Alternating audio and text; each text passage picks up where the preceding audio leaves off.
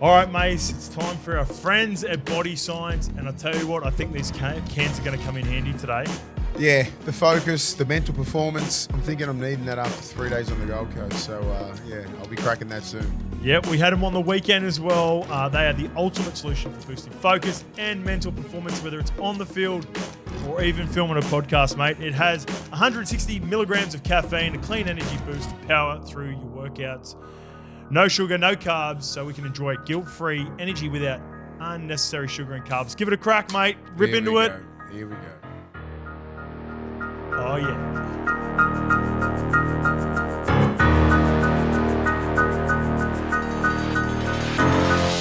This is the Levels Network. I'm Justin Horo, joined by the Triple OG, Willie Mason OG. We're back from the Gold Coast, mate. We are back from the Nines Premier League tournament, and we have come back with 4 L's.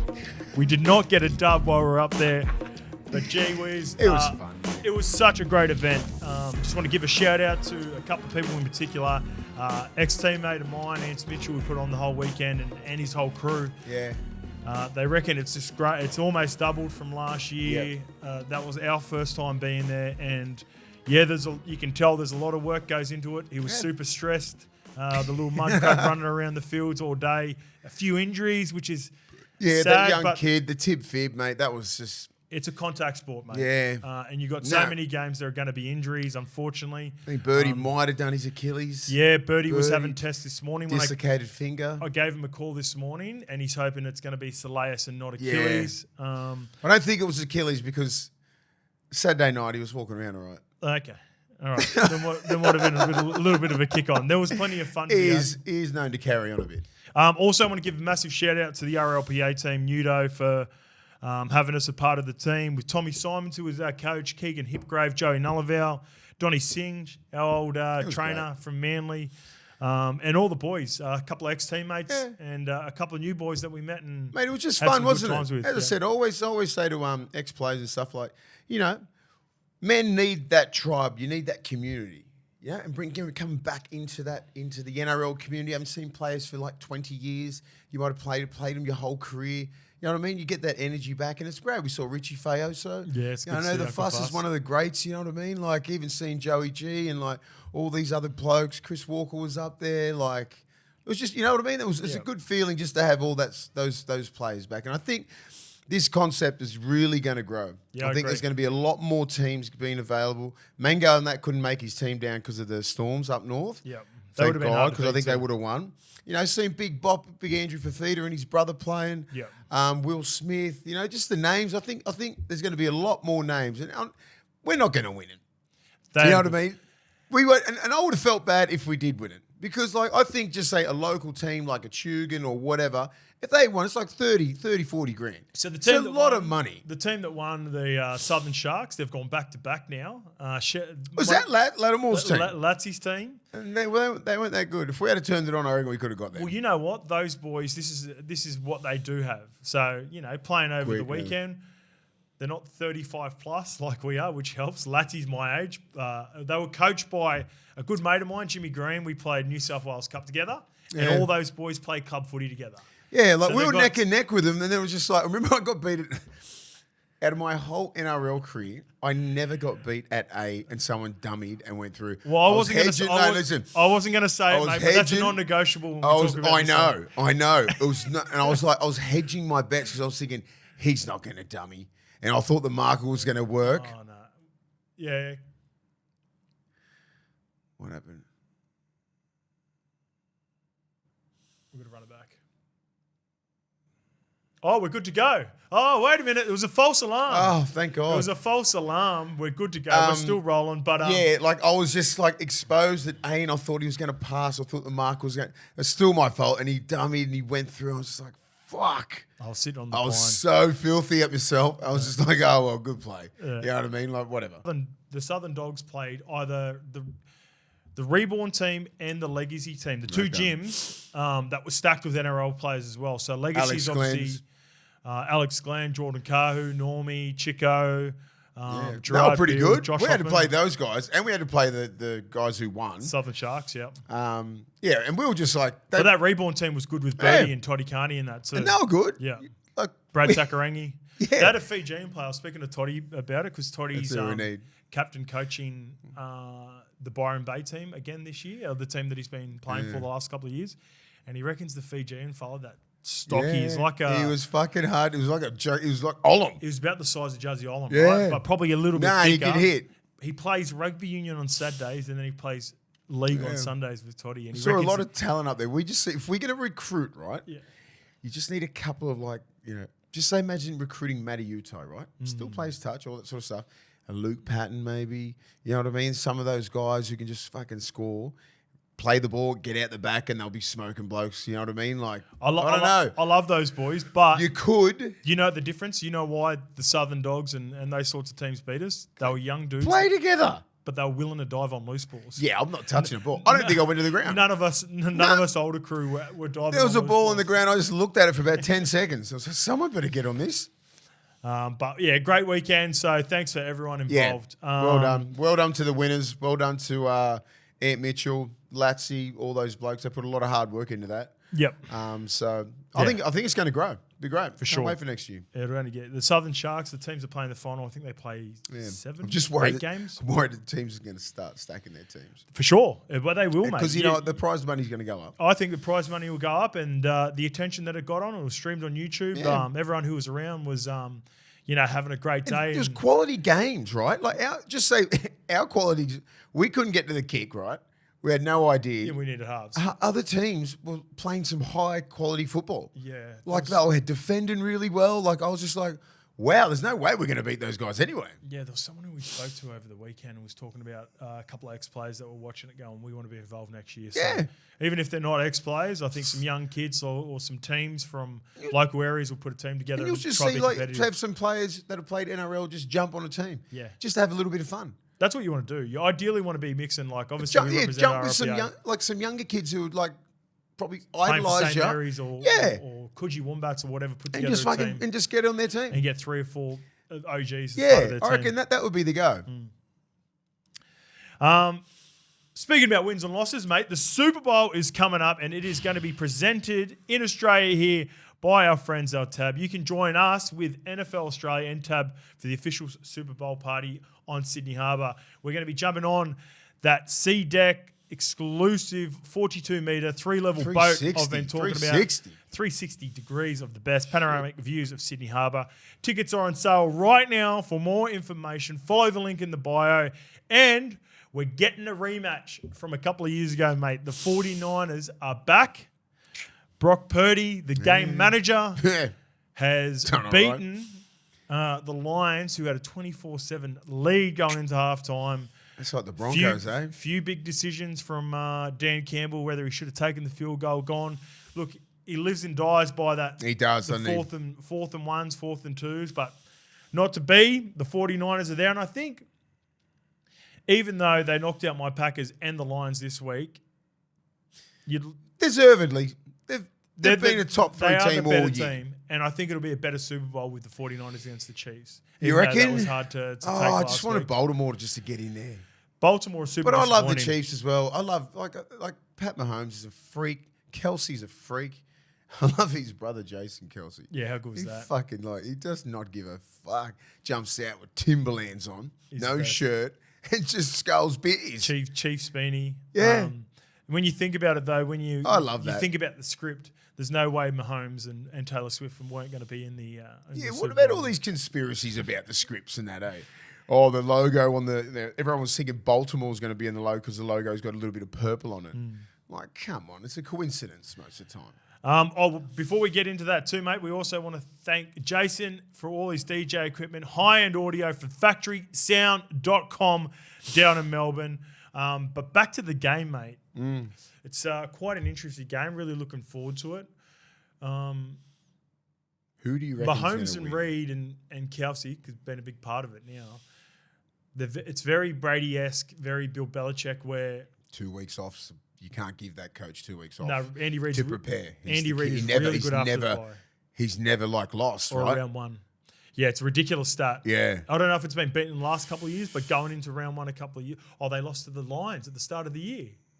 Yeah, but I'm just saying, just like on the 2-week thing. Just No, say, so like a fresh start that's part of the stat as is well. it? Okay. And a bye, so they lost to the Lions at the start of the year, but historically, still his record is unbelievable, and it's almost a bit like Brady. If you think back, like if you've been a fan for long enough, Brady's undoubtedly the GOAT. He's getting around at the moment, but I always felt like, in particular, we played a game against the Packers played a game against the Buccaneers where you end up beating yourself because you got that presence over there. Brady's sitting on the sideline, looking at a tablet, not even engaged, not even doing anything on the field. But I feel like there's pressure that just builds up with the aura that he's got. Yeah. And Paddy Mahomes is that next guy. I think Purdy is going to either play outstanding or just fucking awful. No in between? Yeah, there's no in between. He's not going to go one touchdown, 220. Nah, he's just going to get demolished. Yeah, okay. Like, or he's going to throw 3 or 4 TDs and like about 250, 300 yards and get like MVP.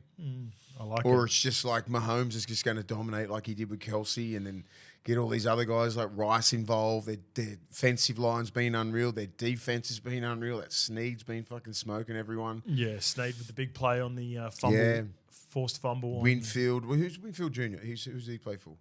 Winfield Jr.'s Bucks. Bucks, yeah. Safety from Buccaneers. He's been out for a couple of weeks. Yeah, But Snead would come up with the big play, forced the fumble on Flowers at the half-yard line that pretty much... It was a close to a dagger that far out. Kelsey's unstoppable, but they got Kittle. Yeah, Kittle. But that's going to be a good matchup. Yeah, so who's the back? You know, can the Denzel Wards and that stop? Not Denzel Ward. Who's the Ward guy for San Fran? Jimmy Ward. I think Jimmy Ward's moved on as well now. One of the Ward guys, I think he's like a gun DB. Yeah. Can you stop Kelsey? Yeah. Like he was on fire. Hufunga's, and he's out for the year. He's been out for the year, so. They've been a little bit scratchy. I think Dre Greenlaw got done in that game as well. Got to watch it back and watch it back. But I'm looking forward their backers. They need their linebackers to stop Kelsey for sure. And he just finds space all the time. He just sits in the pockets. But those blokes they'll fucking put a helmet on you. Yeah, there's going to be some heavy hitting through the middle. Fred Warner. All right, our YouTube subscribers are up to 20.5. Let's get it to 21K by then the next week, please, before we get to the Super Bowl. So remember to invite your friends, your family, tell them to subscribe. If you haven't done it already, do it for us because it all helps. We had a massive spike from the weekend from being up at the Nines premiere and getting shared by all these friends and family and all the different brands that were up there. We had 1,000 extra followers from the weekend, so that was a great spike. 27.4 now. We want to get to 30K before Vegas. And remember to subscribe on Apple and Spotify and all the platforms. All right, here's the show, mate. We've got a few YouTube questions to start. Right. We've got some big news on the North Queensland Cowboys. We are also going to break down the Sydney Roosters, the Newcastle Knights, and the Cronulla Sharks. I have my predicted lineups. We have the odds. I have a player to watch for all those teams as well. But before we get into it, mate, some big news from your club. Just broke. Yep. The Dragons have announced the signing of former Kiwi international Raymond Faitala-Mariner. He has been granted an immediate release from his contract with the Bulldogs.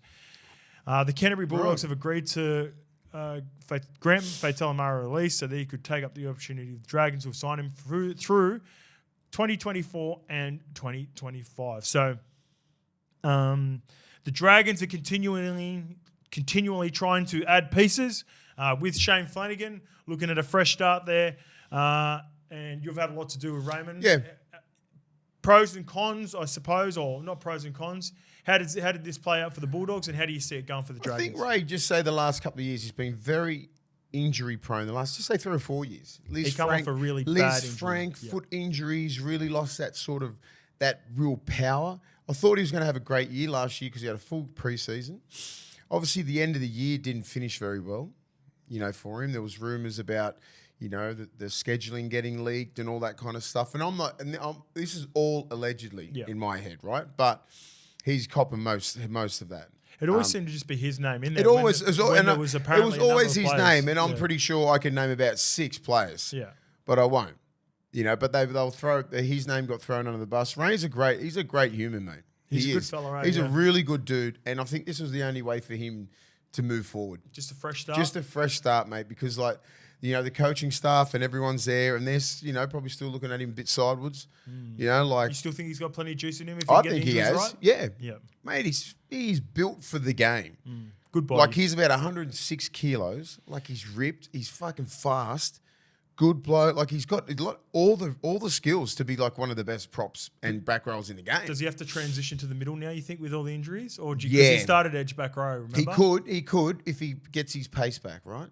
And that's the only reason why we did start him in the middle, because, like, he was just losing a bit of pace on the edge. But he can still run those good lines on the edge. It's a great buy for St George. He needs a fresh start. Yep, it's just one of those 100%. things. It's a you know, he probably felt uncomfortable at the club, you know, thinking what do the coaching staff think of me, because there's a lot of rumours out there, you know what I mean? So it was just like perception on him was not that good. It's a bit like the Nofaluma situation, Yeah, right? Like both of them have been great servants for the club over time, for varying different circumstances. We talked about it, the clip that Lukey posted with you, just talking about, you know, how clubs can quickly move on. That's just the nature of the business as well, right? And there's always going to be cases like this, but there are plenty of cases, and I always try to see the positive side in any of this, because I've been in that situation myself. Maybe sometimes you need a fresh start. Maybe just being a little bit stale there. Yeah. You know, and back to the Nofaluma just quickly, sorry, mate. No, it's okay. Before I move off the Nofaluma situation, there's a lot of, you know, comments that I sort of didn't address, but the one thing I want to make clear for people that don't know, David Nofaluma might have not been making the best decisions over the last couple of years at the Tigers, and we sort of... Sorry, what were the comments? Were they negative? Were they just about saying... 50-50. Okay. About 50-50. Because I didn't know. I was reading. I didn't really know what they were talking about. No. There was a mixed bag, and that's understandable, right? Yeah, When someone goes through a because it's like one of those things where you've just got diehard fans who are Tigers who are filthy at what's happened over the last couple of years, but there are also diehard Tigers fans that have loved Nofaluma because he's the leading try scorer. Yep. So it was pretty split. But what you know, the average fan don't understand, and you know, sometimes things can get so bad at the club that you just need to have that split and that new marriage and get to a new club. Like I've seen people talking about, you know, how we threw out the Rabbitohs as a potential fit, and was it also the North Queensland Cowboys. I actually sent another couple, but it doesn't necessarily mean that because things weren't going right for him at the Tigers that he's going to carry that toxic energy to a new team. He needs a fresh start. He's a bit older. Maybe he's just looking for a team where he doesn't have to say shit anymore. Yeah. Shut up, go to training, and then just be a nice, you know, veteran piece. Because he was on the wing and he was their leader, right? You rarely have that in a game, in your team. Listening to wingers forwards, just fuck off. You know what I mean? Like, you don't care. Like, but he was like a senior player, so he probably expected himself and like, oh well, I've got to say something, because he's mainly one of the guys talking in the huddles all the time. When you're a forward, he's always bringing energy. He's always bringing energy. Like, he played like that, but like, as I said, like there's three sides to each story. You always say that. 100%. And whatever's been leaked out, it's probably fucking way worse. It's probably way worse. Like, this is just the stuff that's been leaked out. Like, and you know, he's probably wanted out for a while. Yeah. There's always layers to it. You know, there's like this is just the stuff that's we're allowed to hear.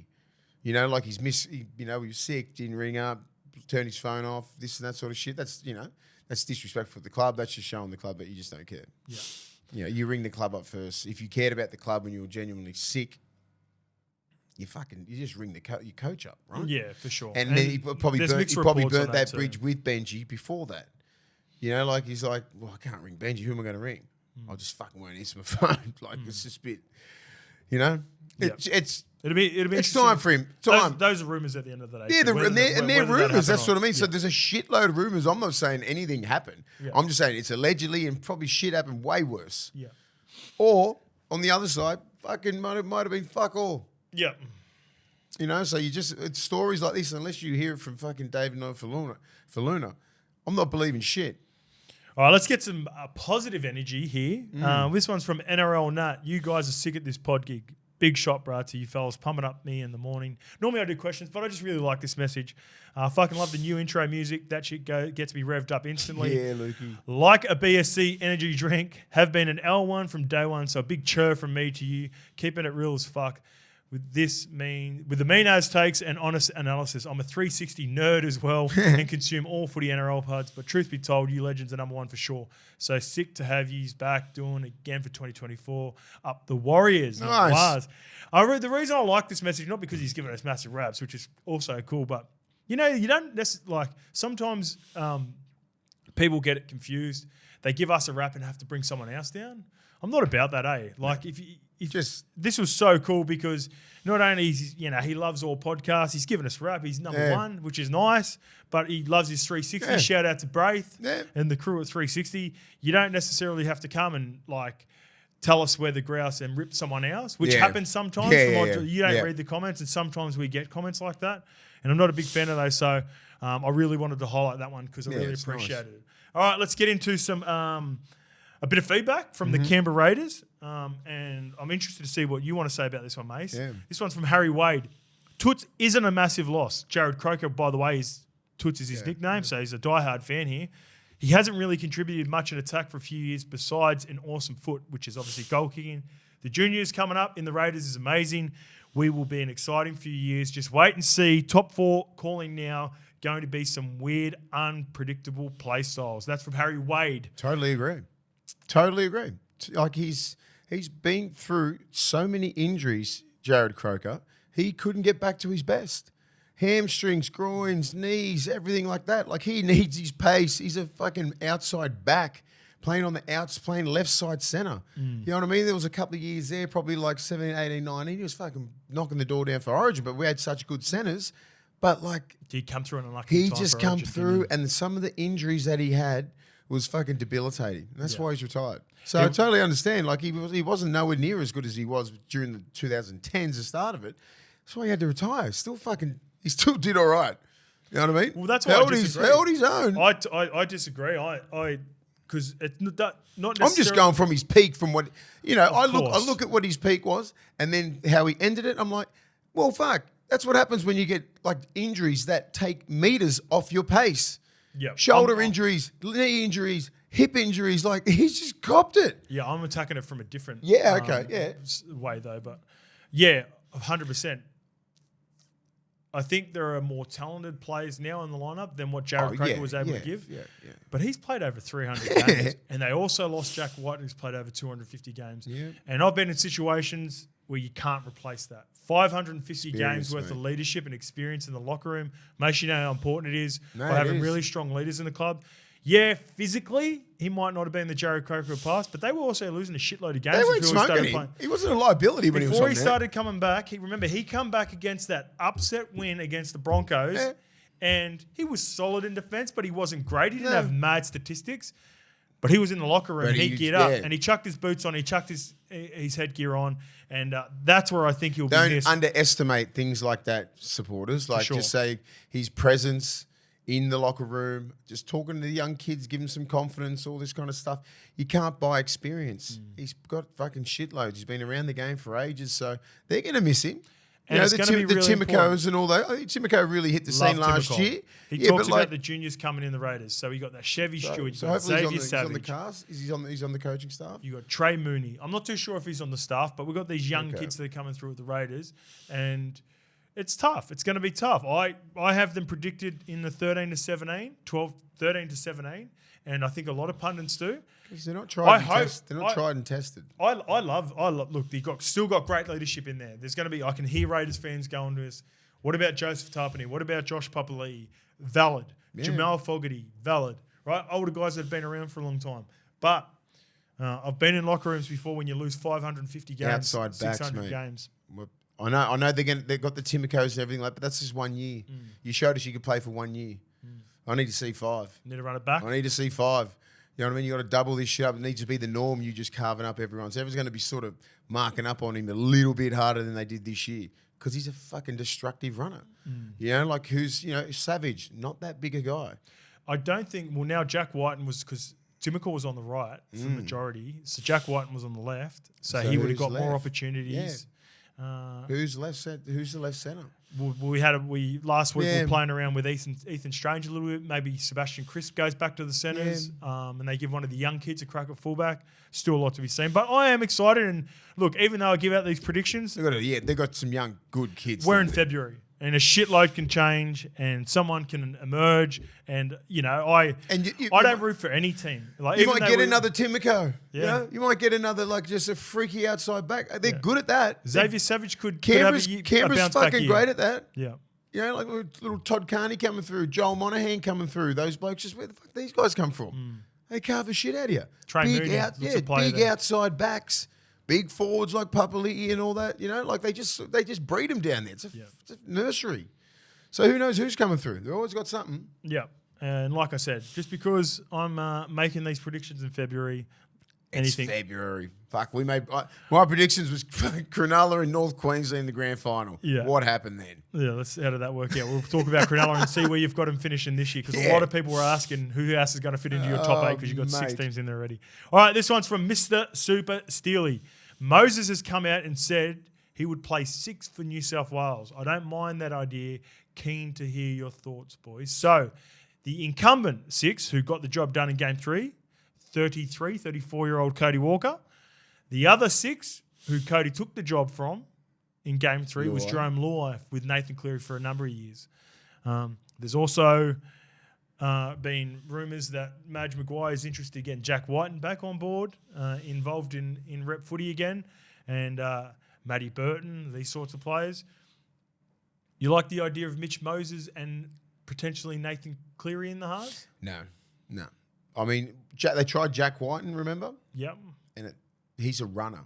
So your left side centre is just a waste of time. So Jack just gets a ball dummies and goes, he's a centre, I reckon. You could play left side centre in New South Wales, but they've got gun centres. Like Jack needs to fucking figure out where he plays. Oh, no, I said Moses. Yeah, and not even Moses. I'm just saying, but like Jack's sort of a runner. Moses is a runner as well. Like he needs a direct team, not a runner like Jack. Not like Jack White. But he attacks both sides. He's going to be limited to one side, whether it be the right or left. So like Cleary's fucking everywhere, but he dominates the right.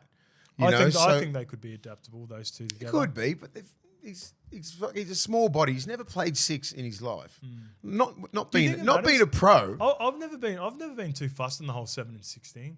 I think if you got like a style of footy player, like I think if you look at Nate's strength over the last couple of years, and it was shown in the grand final, the way he was playing with Jerome, he completely flicked the switch and went to played 6 basically. Yeah, but like it took COKER out of the game and Luai, right? Luai. They had pretty off games. Well, I thought COKER brought Nathan into the game because he was just playing more direct. So I think if greatness, as you know, you've played with plenty of great players. Like, just say if Joey was playing with like Noddy, for example, Sean Rudder. Do you think Joey couldn't have played 6, or one of them couldn't have played 6 together? I just think I don't know. Like, I just think he could play 6. Yep. Look, there's no doubt in my head because they play similar roles, right? But he's just going to be sitting on one side. You know what's a better example? That's what sucks. Sorry, to cut you off, I'm thinking one now. It's probably more similar to Cooper Cronk and Jonathan Thurston, 7 and 6. Yeah. Both of them played 7, Melbourne Storm and North Queensland Cowboys. And then JT comes in and plays 6 for Origin. More of a ball runner than Cooper Cronk. Cooper Cronk probably plays more on ball, more structured, and lets JT do his best work. And I think Moses' running game is his strength, right? Yeah, so do I. And if you do put him there, at least he can run. Yeah. Like Cody Walker's good, but they're probably looking at the future. Cody Walker's going to be 34, right? Yeah. He's not going to be one of the first people picked unless he comes out of the blocks and dominates, right? They're off Luai. Well, Freddie was. Madge, clean slate. Okay. Well, that's a bit different. So it's going to be out of those two. Yep. But, we just need to see a little bit more of Moses at 5'8", but then you've got Dylan Brown. But I think he could play when you simply put him in the role there and he can actually fucking run. Yeah. Because he's a runner. He goes down short sides. He's one of the best 3-on-2s. He always makes the right play. He can dummy. He can beat the big guy on the short side. You know what I mean? He's fit as hell. He keeps attacking. He could play. He could do a job. You know what would sort of help too? I've been thinking about it as we've been talking as well. They both predominantly play right, so one would have to flick. I'd say probably Moses going. Cleary would keep his spot. Moses would have to go over to the left. But if you think about over the last couple of series, specifically when Jerome and Teddy have been the fullbacks, Cleary's, even Cookie, right? Cookie's not a great kicker. He's sort of been isolated as the single kicker. So when you have Mitch Moses there, that's a lot better kicking option than what Jerome Luai was. Way better kicker. And Teddy doesn't really offer you a kicking game from fullback if Teddy's going to be your fullback as well. So there's another pro to it. No doubt in my mind he could play 6, and how they play him, like, because your example before, I just think he can play direct. Yep. He gets a little bit wider from the ruck. It's hard to make breaks around the ruck when you're first receiver. You know what I mean? Like, you're just passing the ball. If you get a 2 pass, you know, he could be like Jakey could be going the line, lead, him out the back, Teddy out the back, gives it to him. You know what I mean? That's the sort of shape he's going to get. He's getting a little bit wider. Yeah. He sort of did his best work. Think about game 3, right? Yeah. Sitting down that short side, Kaloma Tungi. Who else was the centre? Who was the right side centre with him? Stephen Crichton? Stephen Crichton. Bradman was on the left. And Moses just kept on running short side shape down that right edge. And then Cody Walker, off the back of that, was having Joyce swinging to the left without him. So there could be something. He could just fucking play, right? And I wouldn't be opposed to Cody as well. Like, whoever plays the best football. If you I know you're trying to blood players as well, and Moses is a better age, but at the end of the day, you need to win. Who is coming through? Yeah. Who? We're just like, we've got a bunch of guys like Jack's retired, so Moses there, Cleary's there. They're both same age, 26, I think, something like that. You know, Cody Walker's 34. Closer to 30, maybe about 28, 29, So they've been around for a minute, right? Yeah. So we don't have any young kids in New South Wales. We don't have a young Sam Walker who's going to be pushing that. Tommy Dearden. We don't have a Tom Dearden. We don't have Ezra Mann. We don't have that. They're all young. We fucking don't have anyone. That's why, Cleary's going to play Origin until he's fucking 35, easily. If we don't have anyone else.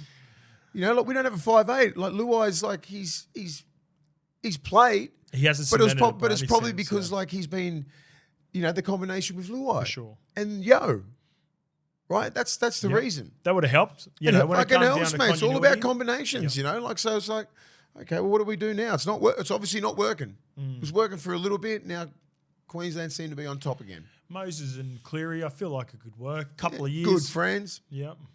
Feel like they'd know each other pretty well, wouldn't they? All right. Sorry, I just don't know how. Speaking of going to youth, when he goes, how's he going to prove himself? You just got to fucking. You can't really. You just got to. Dylan Brown's like just fucking going halfback for a bit. You've just got to project. Yeah. Like Madge has got to have a conversation with Moses if indeed he does want to play him at 6 and go. All right, what style of footy do you want to play, Nath? Are you comfortable with playing with a guy probably a little bit more on ball? Moses understanding that it's Nath's team. When in the past, probably Mitch has run pretty much every team he's been at. That would take, that's a strength of Jerome's. Who plays hooker? It's a big deal. If you got Cook, Cook's a fucking runner. He never passes it, hardly ever. He just if one person's down, he's gone. Where Appy, he'll run a little bit and he'll fucking be attacking the other side of the ruck. You know what I mean? He has all these other little tricks where Moses is always a good support player, and so is Cleary. So if Appy's playing, I think those three could be fucking the best spine. Yeah. Depends who they pick at fullback. How's Teddy going to be playing? So Teddy's the incumbent. He's the captain. He deserves it. But we still got beat. Beat. It's a tough one. It's tough. And who's knocking the fucking door down to get the number 1 spot? Probably Dylan Edwards and Scott Drinkwater. They're the ones. And I'm not sold on them. Not yet. Okay, we'll see. I just need to see him play. I need to see I know what Dylan Edwards is going to bring. You know what I mean? But it ain't nothing that Teddy can't do. Yeah. But Drinkwater, that's a different beast, that kid. Yeah. He comes out like it was a couple of years ago and dominates like that. Because him down short sides, that much him Moses and Cleary and like a Teddy and just that seems good. Yeah. It'd almost be the balance is important because you don't want to be too ball playing centric. And it's going to be hard because you're going to have a Victor, you're going to have a Cam Murray in your forward pack as well. You're going to have a Jake Trebojevic. Yeah. Your Junior Paulos, your Reggie, Big Reggie. Like who else is going to be playing front row? Payne Haas. Payne Haas. Well, he doesn't pass. He's a fucking bull.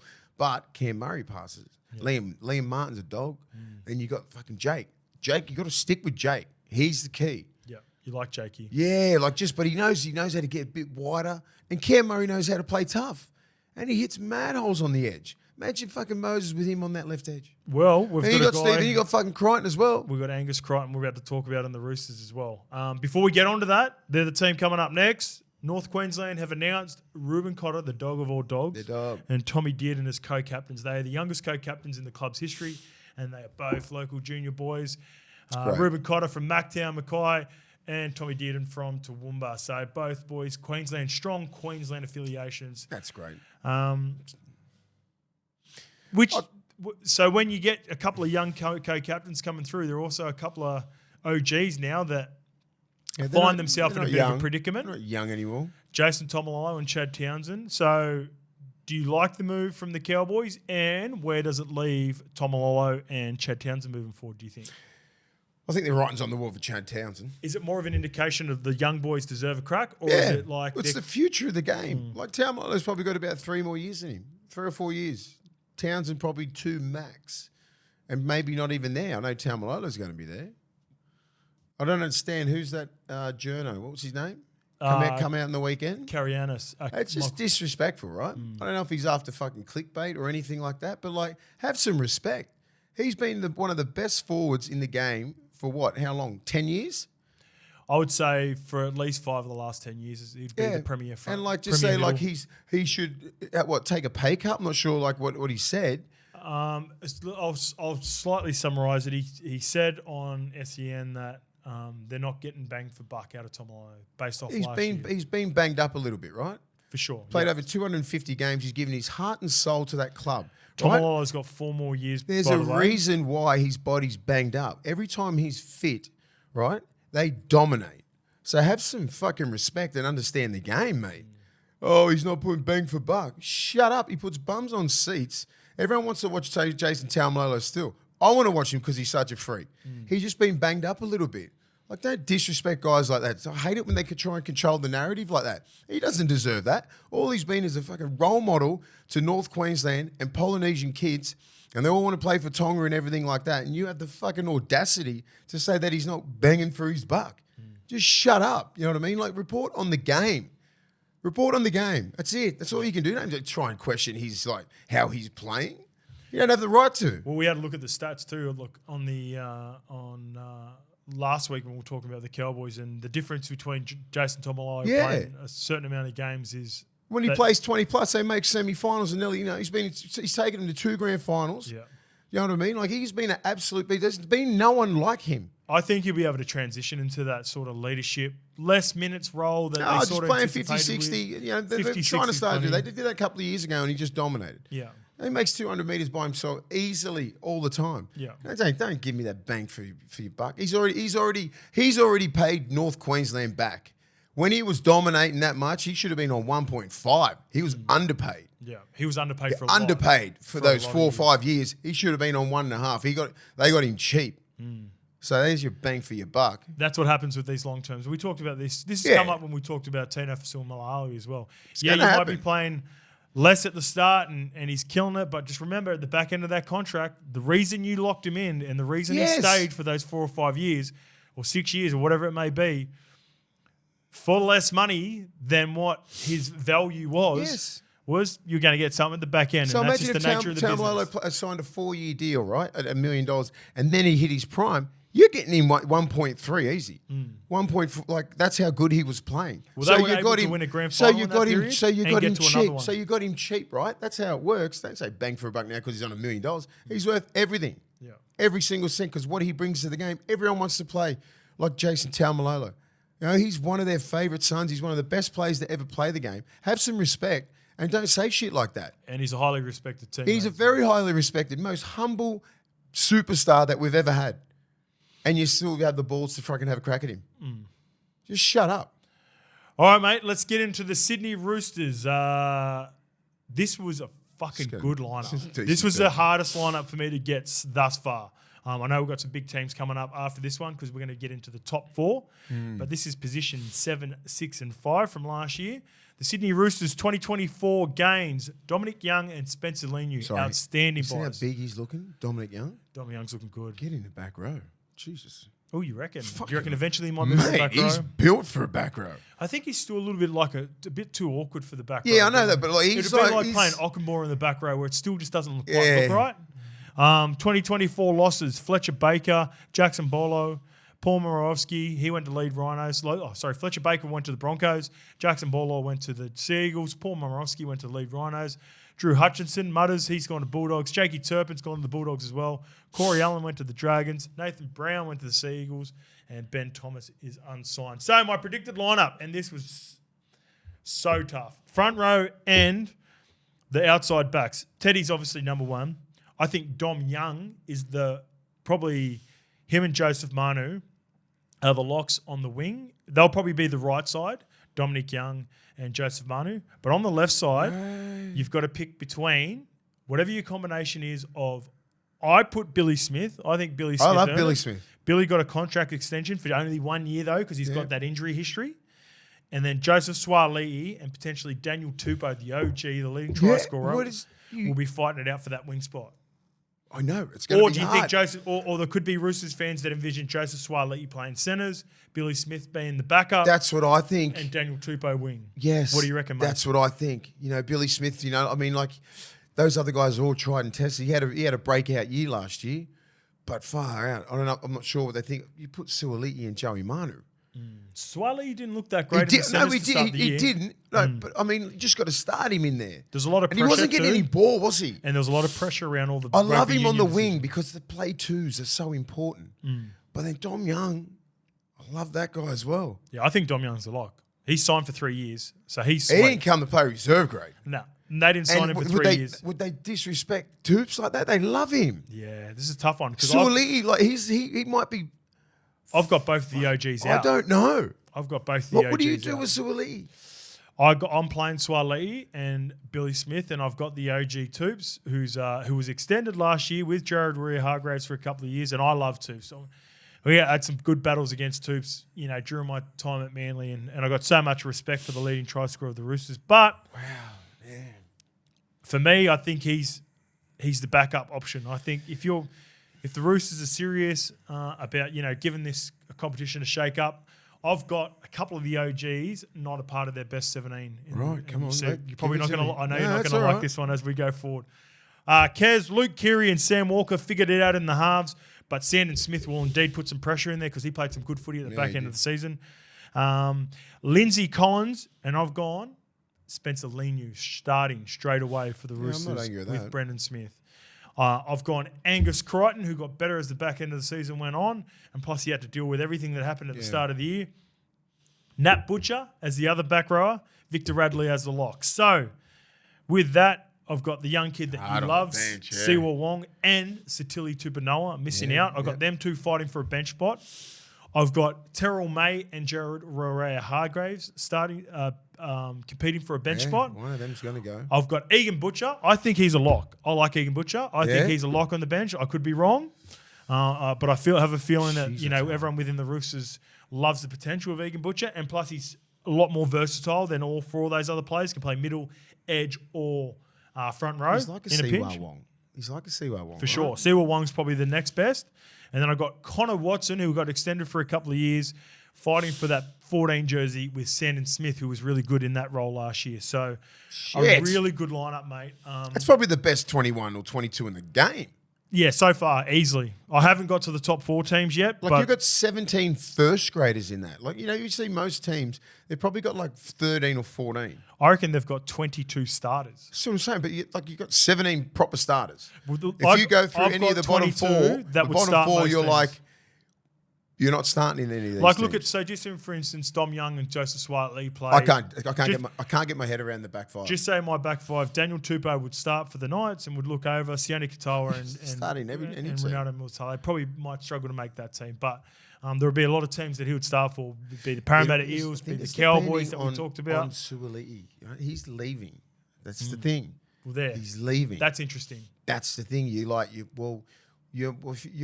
going, like, you're going to play reserve grade. But do you also want to win? And you've got Dom Young and you've got Toops. Like, still as good you said, options. like, just say, like, Suaalii had a decent year, but it wasn't like fucking breakout killer year like he had before. It took him for ages to get over all the rugby union stuff. Yeah, it took him a while to get there. And then they put him in the centres and he was getting early ball and he just wasn't doing that much. Put him on the wing where he can just sort of run in those play 2s and 3s. Then he fucking looked good. But he's not right side centre. Joey Manu's got that locked down. Billy Smith probably deserves his spot. Yeah. But so do you agree? Do you think it's between Suaalii and Tupou for that last spot? You think Billy Smith will get? I think Billy Smith will be under the pump. Yeah. Okay. Because I just think he had a breakout year, but that's 1 year. Yeah, it's true. And he only got extended for 1 year too. These other guys have been playing for 5 years, and their guns like I don't think. Suaalii hasn't. Suaalii's got he's played his third year, and it's just like, do you want to win? Of course they want to win the Roosters. Could he play left centre? Of course he can play left centre. Yeah. Who's outside him? So yours is Suaalii in Tupou on the wing. Yeah. Okay. Yep. Interesting. Let us know, Roosters fans. Because who's back 5 do you like better? Obviously, there's going to be injuries as well. Yeah. James Tedesco, of course, there's going to be time to come in. I've got James Tedesco, Dom Young, Billy Smith, Joseph Manu, and Joseph Suaalii. Yeah. Mason's got James Tedesco, Dom Young, Joseph Suaalii, Joseph Manu, and Daniel Tupou. Yeah. Big and then I've also too. And for my best team, mate. 6'5", 6'6". For my best team, I'm leaving Jared Hargraves out of it too. Out of the team. Righto. He's next in line for me. I'm playing Spencer Leniu up front with Lindsay Collins. I've got Connor Watson, Egan Butcher. I love Terrell May. A lot of clubs are coming after Terrell May too, including your Bulldogs. Apparently are really after him. And I really like that young kid, Siwa Wong, that you've been talking about in the last couple of episodes as well. So when you've got a presence like Jared Hargraves, he's going to play footy. It's the middle. He's going to be required at some point. Mate. Do you think he'll be part of their round 1 squad? Yeah, he's earned so much respect in the game, and especially at that club, he drives that culture, Hoz. He drives the culture. So it's like you can't have him just driving the culture and then not playing him. Like he's about that shit every week. You start him, and if his numbers are off and he's not playing that well and he's giving away penalties and everything like that, they're the words that he's going to have. Like, and I don't care who start that. Lindsay Collins and Spencer Leniu, they need to be going at it. 2 young bulls to get that other starting spot. Okay. Because I think Jared's earned that right to be the starter. Would you be Jared and Lindsay or Jared and Spencer? Because Spencer, it's going to kill him his whole career because he's so dynamic off the bench. Yeah, okay. You know what I mean? But this is his first opportunity, really, because he was never going to start over Leota and Fisher Harris. So now he gets that's why he has to go. And I'm pretty sure I'd love to be seeing a wrestling session there. They'd be going hard as hell.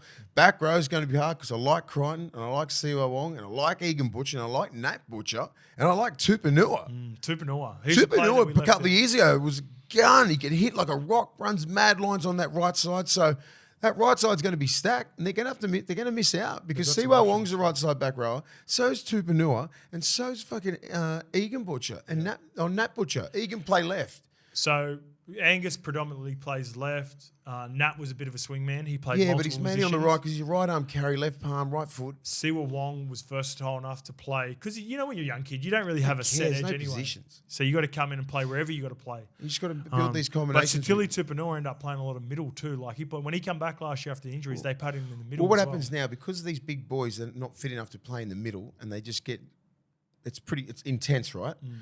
You get a Tupanua who's 105 kilo maybe. Yep. He can move around the ruck really good. Put shots on. Good footwork. Yeah, they're the sort of builds that you sort of need now. As I said, you got to be so fit to be in the middle these days. So you're not going to be looking for the 6'5" Tino. They're an anomaly now. It's such a good 22. You have a look at like Fisher Harris and Leota. They're fucking. There's no fat on these kids. On these blokes. No. Like they're about 6'2". Like they're not massive, right? We definitely could have used them in the 9 tournament, that's for sure. Yeah, My predictive finish, mate, 5th to 8th. I've got him in there, just knocking on the door of the 4, but obviously making the top 4 wouldn't surprise. Got a question here from Samstagram. Does a harder draw to the start of the year benefit the Roosters given how they finished last year and sort of started the last couple of years? So I'll run through their first 4 games, Mace. They play the Broncos, obviously, in Vegas. Then they got Manly when they returned to Australia at 4 Pines. Then they play South Sydney at Allianz. And then they play the Panthers at Allianz. Well, in your head, you're just going, can we get 2? Can we get 2? We'll try and get 2. But be competitive every game, right? You're not going to get pumped or anything like that. So it's good to have those games. I'd actually prefer harder draw at the start of the year. Yeah, because you'll know where you stand. Yeah. You know, if you're going to play like, you know, lower teams, like the lower four, you're expected to win, right? And you probably will end up winning, but like won't bring the best out in you. And you're going to be scrappy at the start of the very year too, scrappy. right? So when you're playing against a Penrith, when you're playing against a South, it's that rivalry game. When you're playing against Manly, another rivalry game. Brisbane, another rivalry game. It fucking hardens you straight away. And if they can get 4 or 3, Three's massive. 3 out of those games, then it's mentally, then you get them the next time. And it's a fucking different game. Yeah. Like you might out physical, like Penrith maybe. Yeah. And then you're like, Nick, we've got these guys. Or you might get fucking bashed. Yeah. You know what I mean? So it's it's a real litmus test when you're just like, all right, let's see how good we are. See how good we are in the preseason. All right, it's working. Whatever we've been working on, because everyone's just working on different stuff, like different combinations and all that sort of stuff. So it's like, okay, it works. Then you pick your fitness up and everything. By around about round 8, you're fit as hell. But you need those hard games. You don't want to have Canberra in Canberra or fucking New Zealand in New Zealand. You know what? They look at their draw last year, and I thought they had a worse start than what they did because they had a bad middle. They had a really bad middle period, right? Yeah. But they obviously lost to the Dolphins round 1, which was a shock, and that's one of those. That's a trap game, right? Dolphins every to play for. No one gave them a chance. They come out and bash the Roosters. Then they turned it around. Wasn't the most pretty game, but I remember this game. They get the job done against the Warriors. Then they had a really good match against the Rabbitohs after they were down early, had the bye, and then they beat Parramatta. So they had a pretty good start. Then they got beaten by Melbourne Storm, and the rest goes on. And they have they struggle through the middle period. Few injuries. Sam Walker got dropped. All that sort of shit happened. So they just need that combination with Brandon Smith, Keary, and Walker. Nice and early. Teddy. Yeah, an extra year. Teddy gets the ball whenever he wants and sometimes fucks the structure up. You know what I They mean? Like he need to just have more balance runs, and he just like he steps everywhere and all that kind of stuff. So they need to figure that out. Yeah, more control. Yeah. To win the GF with our friends and partners, the Tab, they're $9. To make the grand final, $4.50, pretty low. $9 for the minor premiership, $2.10 for the top 4, $1.28 for the top 8, and to miss the 8, $3.30. Right. When we're about to start talking about some of these other teams in the top 4, lost some big players, man, specifically the Broncos and the Panthers. And they haven't. They haven't, and they've added Spencer Leniu and Dom Young. And they fucked around last year, and they had a down year for the Roosters, and they got to the second rounds of the playoffs. Like imagine if they were banged up at the end of the year too. Yeah, they were banged up. Everyone was injured, and they still had that. And that's their culture. They've got one of the best cultures in the game. Imagine all of them have career years, right? They have like a Warriors team who had like 7 in the Dalian finalists. Well, a couple of these guys are on pretty much their last run potentially for the Roosters. We'll have a look at Billy Smith, right? He's going to be playing for his contract. Oh no, I'm talking about OGs that have done it and won it before. Oh yeah, but Tubes, but even like Teddy, right? He's going to be under the pump this year. Yep. So imagine if he fucking brings out a golden boot year. He's still got it. He's still got it. He's capable. He's capable of everything. You know, Joey Manu. He probably had a down year last year. Yeah. Compared to what Joey Manu can do. And Suaalii was at probably a down year. Tupou had down years. Crichton was at a down year. Like it was shining lights like Lindsay Collins and all that. Yep. Brandon Smith had a down year. Yep, for sure. Like the Butchers were fucking guns all year because they're consistent. Victor Radley was in and out because of suspension, and he digressed a heap because they fucked around with his game. And he was scared of like belting blokes. He wasn't, So it wasn't the same Victor Radley. So hopefully, if these guys have their best year, they will be very hard to beat. Yeah. Because they've got the talent. Lindsay Collins well was coached, probably a standout, and Nat Butcher was really good as well. But everyone else wasn't. They weren't as dominant as they could be.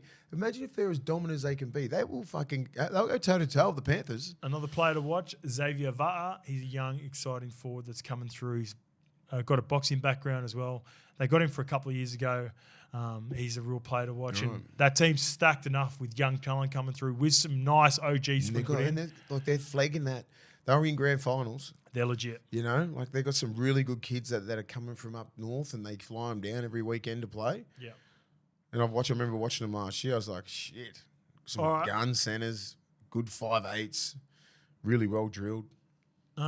Speaking of the team, you said they made it through to the second round of the finals because they knocked out the Cronulla Sharks week 1, mate. The Sharks 2024 games, Billy Burns, Third Degree Burns, is actually at the Dragons. He had said unsigned from the Dragons breakdown. Michael Gabriel was a part of that swap for Connor Tracy, the young kid from the Bulldogs. Their losses pretty big. Wade Graham, a lot of footy in Wade Graham and Matt Moylan. With Wade 550 games, Wade Graham retiring and Matt Moylan going to the Lee Leopards.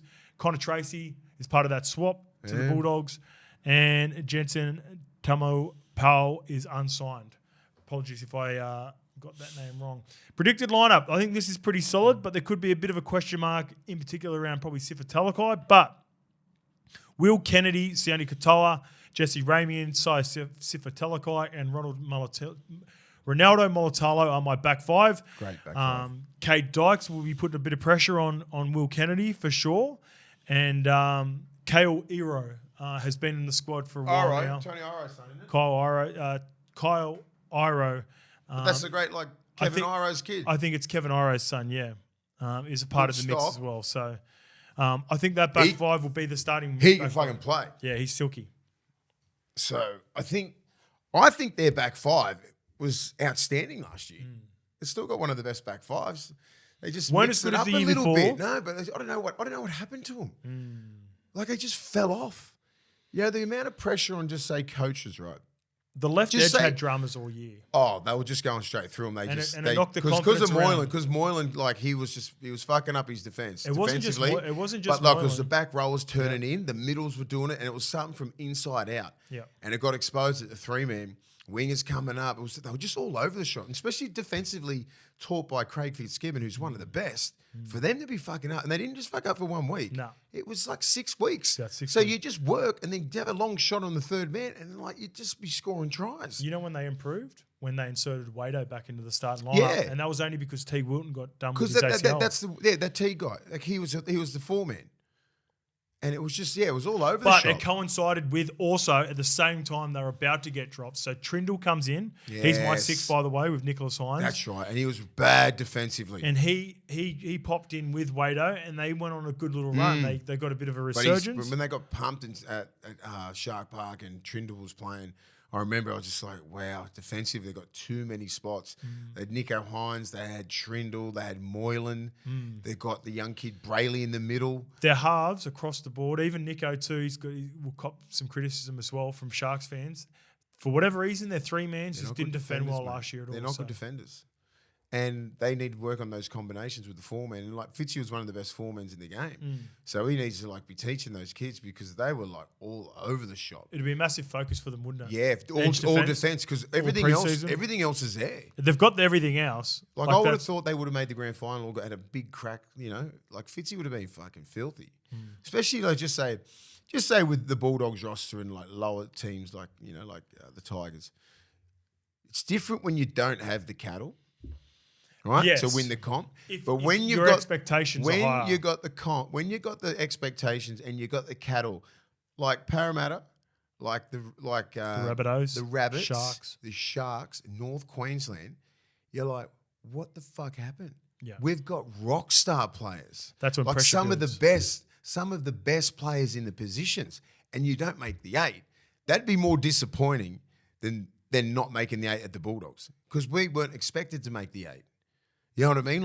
We don't have the roster like that. We don't have a Dally M Player of the Year. They finished the league. So this is twice now. So big problem with the Sharks. Let me finish off the lineup. Then we'll get to that, right? I've got Braden Hamlin, Uele, and Toby Rudolph. I like that. Front row. Blake Brayley. I thought he was really good again last year. Yeah. He's continued just to get a little bit better every year. You're knocking on the door. Britton Nakora, outstanding again. Teague Wilton. Yeah. Up and down, then he gets injured.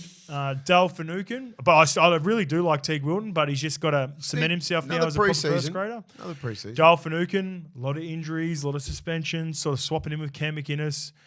He's another one of those guys that he's got more of a present probably day-to-day training than he does on the field at this point of his career, but still super important. Still makes 50 tackles. Royce Hunt and Tom Hazelton were really good off the bench for him. Big boy Hazelton. Yeah, both those guys. And I wouldn't be surprised if maybe Royce Hunt in particular pushes Braden Uele for a spot in the front row. And even Rudolph. None of them are locks. No.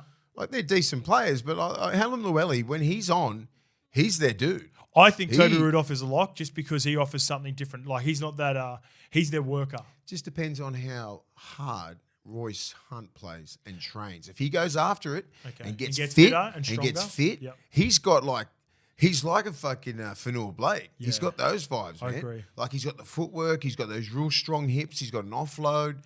He just needs to be fit. If Royce Hunt can get the engine of Toby Root off, he's definitely got the Yeah, you speed need the and Dolph. leg You speed need the of- Dolph out there because he Yeah. just doesn't stop. Yeah. So I don't think that they're going to put that much pressure on him. To be honest, I just think, because Hamlin-Welly he's very consistent, right? Few injuries, it was all for what happened because it was a fucking hip drop last year. I could have been filthy on that as well. And like Toby Root, he was up and down last year. He was injured. Yeah. He didn't play his best year, so they'll be hungry. He missed about half a dozen games with an ankle or foot injury. Yeah, it was a bad injury. So it's sort of put a bit of a Liz Frank. When they come back, though, because they went through a bad period through that middle pit, and Royce Hunt and Tom Hazelton was so good coming off the bench, it threw them out when they had to start, and they didn't have that same punch coming off the bench. Yeah, it's different. When you're coming off the bench, the amount of energy is gone when you get off in 20 minutes. I mean, it's still there, but when you start games in the front row, and you got to set standards and you got to be that dude, it's fucking hard. Takes its toll. My player to watch, Michael Gabriel, who's an outside back that's come over for Connor Tracy. You guys at Bulldogs probably weren't looking for a younger guy that got probably more established guys in your backs that you've got there with these. I think it's a good trade for Connor Tracy as well. You get a young kid to come over about 19, 20. Connor Tracy goes to the Dogs. He'll probably start straight away, and Michael Gabriel can be given a couple of years. I think Connor Tracy, I thought he had some outstanding games last year. He was really good. I was surprised running over 200 and some meters all the time. I'm not sure what Ciro's looking at putting him at, like Taff or him in the centres. Do you put Cherry at centres? Do you put Connor Tracy at right centre? I want him with the ball. I'm looking at more of the Sharks point of view. I think it's a strong indication of how Craig Fitzgibbon feels about Kennedy. Because he played really good when he played fullback. There was question marks whether Kennedy was ever going to be able to come back and take the spot from Connor Tracy.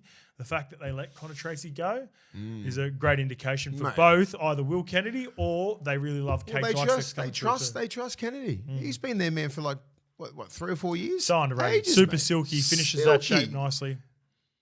He helps that back five so much. All right, here's a question from Mickey89. Does Hines need a halves partner that controls the team around the park to start beating the top four sides? Nico Hines needs to do that. Like he got Dalian. Mickey89. He needs to be like dominant every game, getting the ball like Joey Johns used to get the ball, like JT used to get the ball. He's one of the best short side runners of fucking in the game right now. Yeah, he'll get down there. Yeah, he'll get down there. He'll pull your fucking pants down. If you're Munster, Moses. Yeah, really good at he's really good at it. So he's got a few things to work on, like defensively, but like attack wise. And he's such a big body that defense. He's a big boy. He should he's be not jamming small. people. Yeah, exactly. Because it's an attitude thing, mindset. Like in Fitzy's like one of the best coaches there. He's got to get that in him. The more the good halves, you got to be able to tackle, mate, because they're going to come at you more and more because they're going to expose him because everyone knows that he's not a strong defender.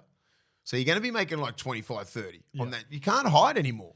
I reckon he has more mental lapses more than anything. Yeah. Like some of the decisions that I see him make is... Especially last year. Are reads, and I think that happens because he's got too much on his plate. So I wouldn't mind an out-and-out like 7 playing with him. Like a Chad Townsend, for instance. Like a guy who can game manage. If Chad Townsend was to become available next year after the Cowboys, let him retire. Then. I mean, I want to see how Braden Trindle goes for at least a half a season because you remember. So Trindle was he was overweight when he first came in. He didn't look fit. He looked fit last year. 5 years. About 5 weeks, he obviously took it fucking serious and he got fit. Yeah, he looked fit last year. He's a little gun. But I think he's the best, like fucking Batman and Robin. He's the best Robin. Yeah, Nico Hines just needs to fucking just play how Nico Hines plays. I think Nico could really use a player that controlled it a little bit more though, rather than a Braden Trindle who's probably a little bit more X factor. Braden Trindle just wants to play. He plays whatever's in front of him, and so does Nico Hines. So it's hard to have both these blokes who just fucking play. It's like they just play whatever's in front of them. It's great.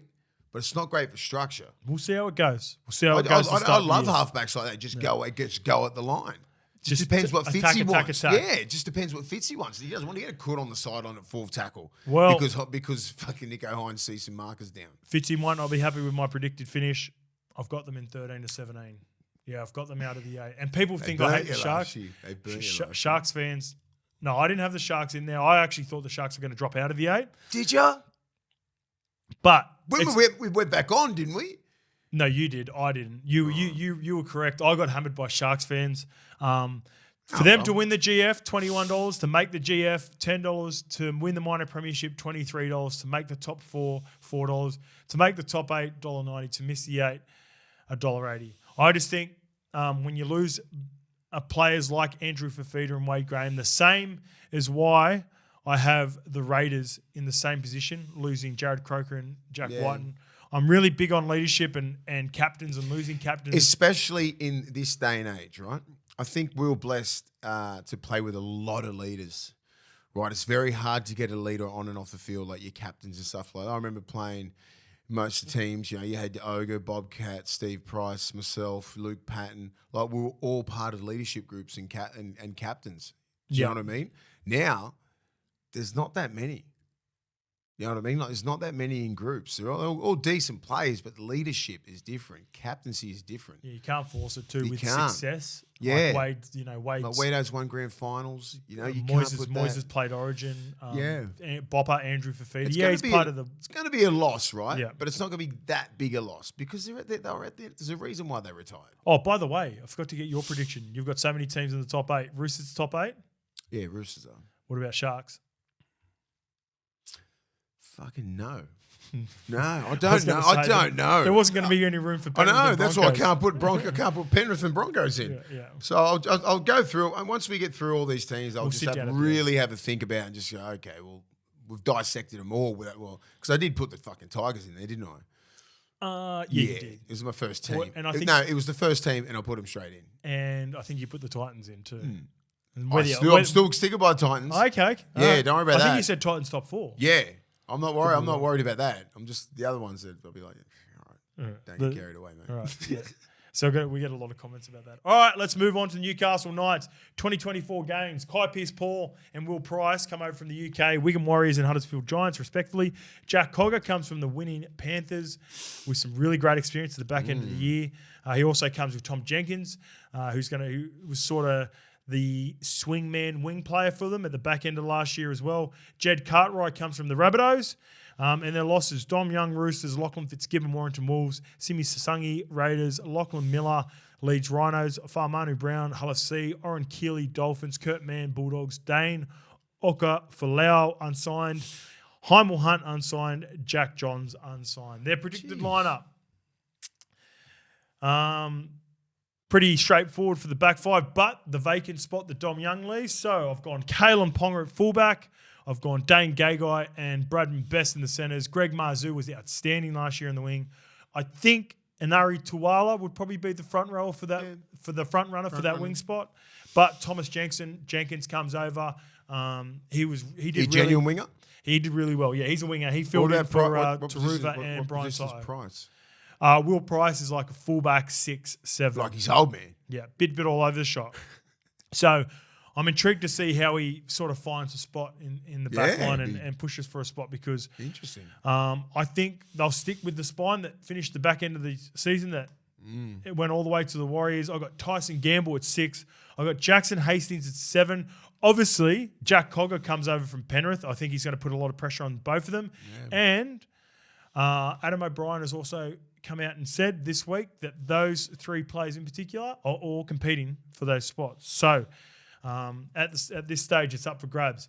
Front row, these two were really impressive last year. Jacob Saifidi, he got an extension off the back of it with Leo Thompson, who was one of the most improved players in the competition. I've got Phoenix Crossland beating out Jalen Brayley, even though Jalen Brayley was the skipper before he went down. I think Phoenix Crossland was probably the most improved player out of that spine last year and a big reason why the Knights were playing really good footy at the back end of the year. Tyson Frizzell is one back row. Adam Elliott was the lock. I've got Kai Pearce-Paul, the English back rower who played for the England in the World Cup a couple of years ago as the other option. And one other option who might be pushing and played a little bit of back row when Fitzgibbon was out was Dylan Lucas. He played about half a dozen games in the back row last year. I think he's a converted winger. As for the bench, we've got, if it's not Jaden Brayley starting, then it would be Jaden Brayley on the bench in the 14, fighting with Jack Cogger, I think, can play on the 14. He obviously played 14 for the Panthers in the grand final, and that worked out all right. Gives him a lot of versatility. Needs some size. Daniel Saifidi has one bench player, Jack Hetherington has another, and Mutters CROKER and Brady Jones fighting it out for that 17 jersey. Another player to watch is Will Price, who could easily find himself in the 14 jersey as well. Interesting team. Yeah, it's still a good team, a really good team. I've got predicted finish 9 to 12. Yeah, I've got them just out of the 8. They had a really good run at the back end of the year, but they remind me a little bit of 09 Parramatta Eels, where they had that real good run at the back end of the season. No one compares to that fucking run. Come on. But they went all the way to the grand final, but then they also dropped off. My first year went back down. Yeah, but following year. No one played like the Hayne playing. That was one of the best individual fucking 8 weeks I've ever seen. I highly agree, but there was some similarities. So I get it. There was some similarities. Ponga bought him there. For sure. That's it. Yeah, and Ponga went on a freakish run and was unbelievable. Can he maintain it? We'll see. I've got some questions. It's not like he's rookie year. Like, he can do it. He just needs some help. A little bit of help. Yeah, here's one for you. I got this one on Instagram, actually. Nofaluma, a candidate to the Knights, replaced the big English lad. Nofaluma. Great combination. Do you think he'd be... Yes. I forgot there was a vacancy there. The best part of the Knights last year was Greg Marzu and Don Young, great finishers. But I think their yardage carries were equally as important as their try scoring. 100%. They did let in a lot of tries too, defensively. Marju is not that fucking smart. He got a lot better last year. Yeah, he's picked up his game. He was nowhere near as bad as the Titans. But that's why you have pre-seasons and you just non-stop learning. Yeah. You know, Nofaluma, he's already tried and tested. He's a good defender. He's got like, he could do a job there easy. Yeah. Why wouldn't you go there? That's got to be an option, right? Because you go into an option, as you said, look, there's a vacancy at South, right? There's a vacancy at Newcastle. Everyone else is pretty jammed up. I'd say Parramatta would be open to it potentially as well. There are about half a dozen teams that could do with a solid winger like Nofaluma. If, and it's a big question, people are willing to, or coaches are really willing to look at what's happened to the Tigers and go, is he going to be too much baggage for us, or are they going to just judge him on sort of what happened before? Well, this is why you need these meetings one-on-one. Intel. You know, you cannot be judging on what the freaking hell, you know, like what the West Tigers are saying. There's 3 sides to every story. Yeah. You've got to sit down. Like, I've met Noel Faluna heaps of times. He's a good kid. Doesn't seem like that, but they want to control the narrative, right? He hasn't come out and said anything openly, has he? Like Noel Faluna? I think he'd be doing everything behind the scenes trying to sort a team out before he come out. Yeah. And then, he's better off not saying a fucking word. Yeah. Because they'll just add more fire, more fuel to the fire. But, you know, Newcastle will be... They hit some fucking fire, right? Predicted finish, you think they can make the 8? I still doubt the halves. Yeah. You know, like Hastings and Gamble. And, I do as well, mate. Like, and the 9. Like, I think Phoenix Crossland's all right, but like... Needs to do it again. Brayley's a lot better. Well, Brayley's been injury prone now for a while. Bad. I thought Phoenix Crossland... so sorry for him. This is what I liked about Phoenix Crossland. And I think he was in a position when he was coming through where he was playing multiple positions. He was a halfback. Yeah, he's playing half. He was playing off the bench. He was playing hooker. When you get an opportunity to just actually lock into a position, like trust, you're playing 9 for us. You're playing all year. Get used to it. Yep. And he did.